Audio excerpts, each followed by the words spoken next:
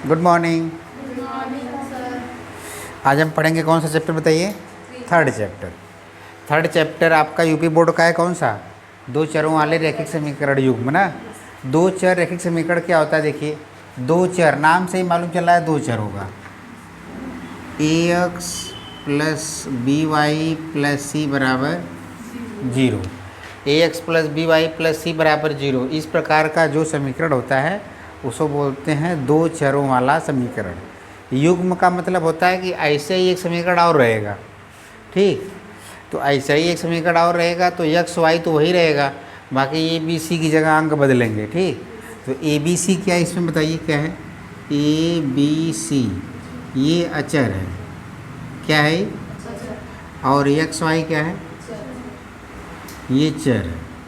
तो आपसे कोई पूछे कि दो चरों वाला रैखिक समीकरण क्या होता है, तो बोलेंगे आप कि जो समीकरण A X plus B Y plus C बराबर जीरो के रूप का होता है उसको बोलते हैं दो चरों वाला रैखिक समीकरण। एक शब्द है युग्म, पेयर ना। तो इस पेयर शब्द को क्लियर करने के लिए ए बी सी अलग अलग करना पड़ेगा।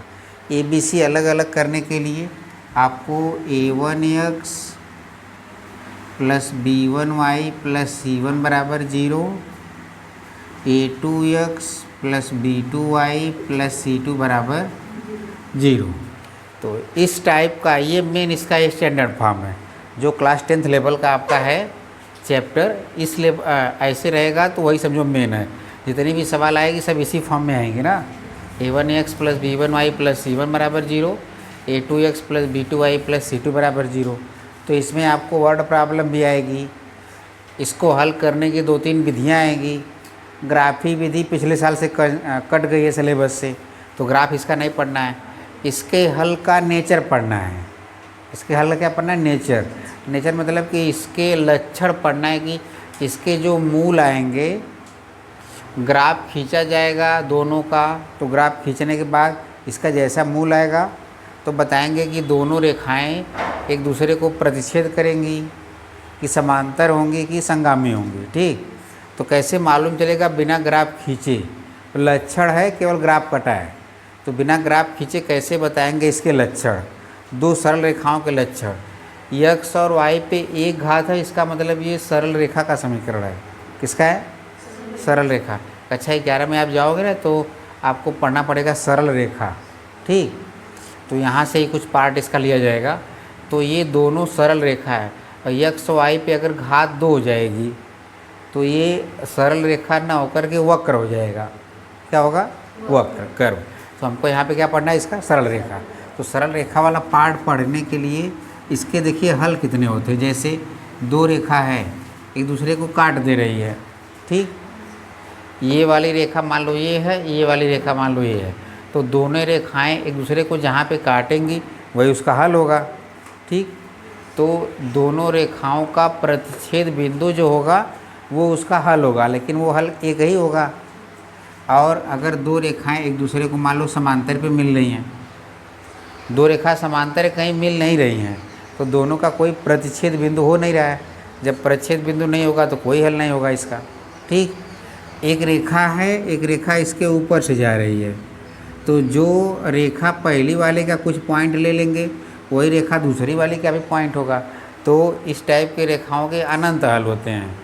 कितने हल होते हैं? अनंत हल होते हैं। तो इस प्रकार की रेखा को संगामी रेखा बोलते हैं, इसको प्रतिच्छेदी रेखा बोलते हैं, इसको समांतर रेखा, इसको संगामी रेखा, ठीक। तो बिना हल किए हम कैसे बताएंगे कि संगामी है कि समांतर है कि प्रतिच्छेदी है, ठीक। तो आप यहाँ पे देखिए बढ़िया से इसको अच्छे से कि तीनों रेखाओं के लक्षण हम बताएंगे आपको। तीनों रेखाओं का लक्षण और तीनों रेखाओं के मूलों का लक्षण। तो यहाँ पे आप लिखिए लक्षण। पहला है तीनों रेखाओं के दोनों रेखाओं के जो एक्स A1 B1 C1 है उसका अनुपात निकालेंगे, ठीक। तो A1 पहला अनुपात रहेगा A1 अपान A2 बराबर B1 अपान C1 अपान C2।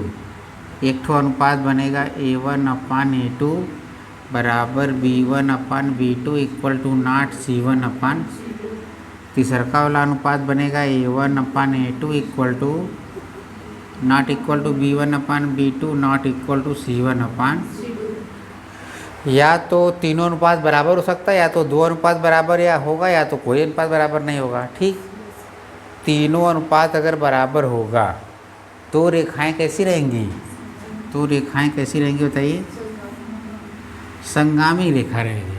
संगामी रेखा मतलब एक के ऊपर दूसरी जाएगी ना, और रेखा संगामी होगी तो हल कैसे होंगे इसके? अनंत हल होंगे उसके। कितने हल होंगे? अनंत हल होंगे। दूसरा देखिए, एक के अनुपात बराबर दूसरा नहीं बराबर है, रेखा कैसी होगी? समांतर होगी। रेखा कैसी होगी? जब रेखा समांतर होगी तो उसका हल कैसे होगा? कोई हल नहीं होगा, कोई हल नहीं। ठीक, आगे देखिए, जब तीनों अनुपात में से कोई बराबर नहीं होगा तब क्या कंडीशन होगी? तब रेखा प्रतिच्छेद करेगी,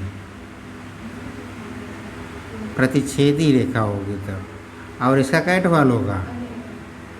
एक हल होगा, एक अद्वितीय हल होगा। हल कैट होगा इसका?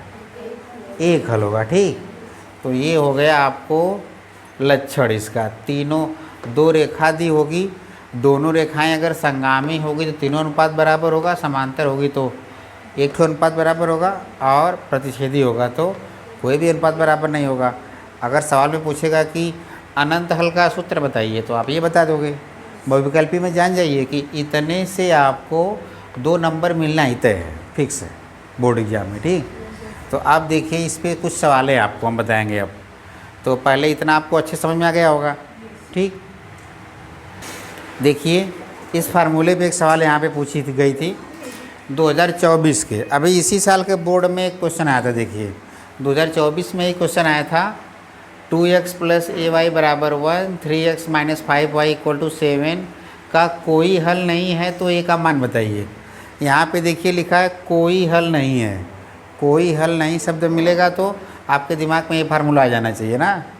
ठीक, अगर यहाँ पे पूछता कि एक हल है तो ये वाला फार्मूला, अगर ये पूछता कि अनंत हल हैं तो तब ये वाला फार्मूला। ठीक, तो आपको बहुत दिमाग खर्चा नहीं करना है, बस लिखा है कोई हल नहीं है तो यहाँ पे पहुँच जाएंगे, कोई हल नहीं इसको लिख देंगे। तो यहाँ इसको हल कीजिए, कोई हल नहीं है, कोई हल नहीं है, तब क्या लिखेंगे बताइए? A1/A2 = B1/ equal to not C1/C2। A1 कितना बताइए? 2, 2 बटे कितना बराबर B1 कितना है? A, B2 कितना है? -5, C1 कितना है? 1, C2 कितना है? इससे तो हमको नहीं लेना, हमको बराबर से काम बना लेना। ठीक, अब 3 से गुणा कर देंगे।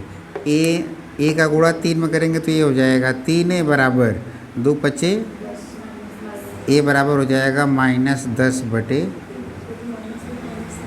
आए समझ में? कितना आसान क्वेश्चन है। इससे आसान क्वेश्चन समझो इस चैप्टर से नहीं हो सकता ना।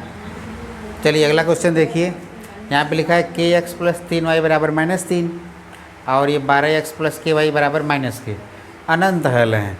वहाँ पे कहीं आपको अनंत शब्द दिख रहा है? अनंत दिख रहा है। यहाँ पे अनंत दिखेगा तो ऐसे लिख देंगे। अनंत का नाम आते ही आप क्या लिखोगे? अनंत हल के लिए लिखेंगे A1/A2 = B1/ = C1/C2। ठीक, A1 दिख रहा है आपको? K दिख रहा है। A2 दिख रहा है 12, B1 दिख रहा है 3, B2 दिख रहा है K, C1 दिख रहा है -3, इधर आएगा तो +3, C2 दिख रहा है -k, इधर आएगा तो +k। ठीक, बात समझ आई? कोई भी 2 पार्ट लेके हल कर देंगे। k का गुणा k में करेंगे तो आएगा k², 12 तो k बराबर आ जाएगा 36। किसका स्क्वायर है? 6 का, ये हो जाएगा 6।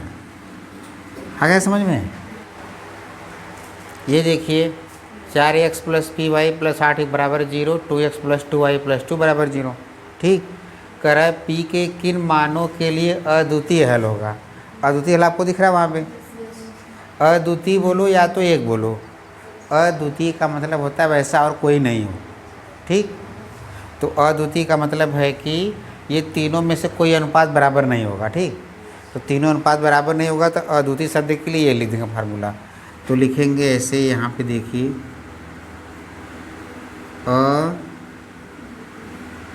अद्वितीय हल के लिए क्या लिखेंगे बताइए। A1/A2 बराबर B1/B2 equal to not C1/A1 दिख रहा है आपको 4, ये दिख रहा है 2 बराबर P/2 बराबर 8/।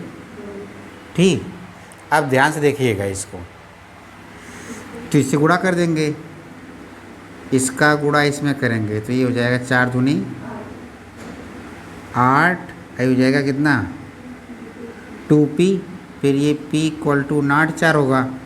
P इक्वल टू नॉट 4 का मतलब P बराबर 4 पे के लिए अद्वितीय हल होगा। P बराबर 4 के अलावा जो मान आएगा, P बराबर 4 अगर होता है बराबर होता तो 4 आंसर होता। P इक्वल टू नॉट 4 का मतलब समझ आ रहा है।